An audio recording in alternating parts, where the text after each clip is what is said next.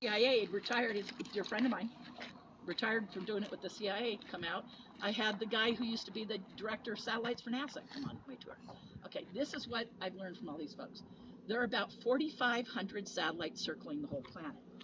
Pretty much all those, about 98% of them, are above 300 and 400,000 feet up and are too high to see with your naked eyes or with the goggles. The ones you can see are called Earth atmospheric low orbital satellites. Those are satellites in Earth's atmosphere. The number of Earth atmospheric low orbital satellites, or satellites in the visual range, crossing right over northern Arizona or any point of where you're standing on the planet in a 2-hour window of time, which is how long we look, within 2 hours is less than 10. That means less than 10 of what you see tonight gets to be satellites. I've had people come out hell-bent on proving to me we're only seeing satellites and bring satellite finding apps on every kind of phone and even iPads, laptop computers. Lots. The most that have ever come up as satellites on one of my tours and viewing for 2 hours, ever, the most ever, is 8. Guess what? The satellite experts were right, less than 10. That's the most that have ever come up. On a lot of nights, it was like 3, 4, maybe 5 coming up as satellites. So do I expect that we'll in 2 hours see a handful of satellites? Less than 10, probably less than 5. Yeah, but how are we going to know? We're going to watch everything to see what it does. Even if it's going slow and straight, don't assume satellite. We've seen stuff go slow and straight for 10 minutes, suddenly hang a hard right angle turn. That would not be a satellite. Okay, so satellites have less battery strength in your car, as I already said. They're like 10% of what your car battery is. They have no engines, no thrusters, no fuel of any kind.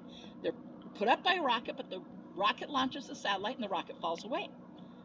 The satellite then is in a fixed trajectory. It's a jagged piece of machinery in a fixed trajectory with a tiny little battery, and some of them have solar panels on them for recharging that battery. What they will do is follow that fixed trajectory as they follow the curvature of the planet, and they will fade out of view low in the sky because they're following the curvature of the Earth, and eventually they just get too far away. And that'll be 5 to 10 degrees, so about the width of your hand above the horizon. Something above us disappearing. We guys remember what majority of what we're seeing is because it's reflecting sunlight. If something above us gets smaller and dimmer, well, that satellites have no engines, thrusters, or fuel. They have less battery strength than your car. They have zero ability to push away from Earth's gravity.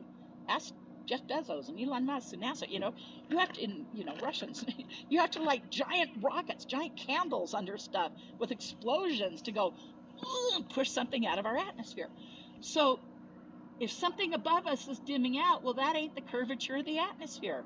Something is leaving the sunlight, heading out of the atmosphere into space. That's the most common thing that we see. So we've learned to watch everything to see what it's going to do. If it goes slow and straight almost to the horizon, even I'll probably say that's a satellite. But you guys, satellites have no engines, no thrusters, no fuel. Not only can they not push away from Earth's gravity, they can't speed up. They're fixed trajectory. All they can do is hold one speed. They can do nothing else.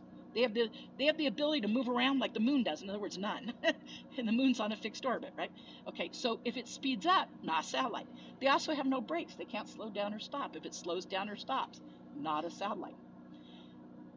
Satellites have no ability to turn. If something makes a big arcing turn, a U-turn, a right angle turn, if it meanders, wobbles, bobs up and down, what my clients always say, looks like a drunk driver, not a satellite. They can't do those things.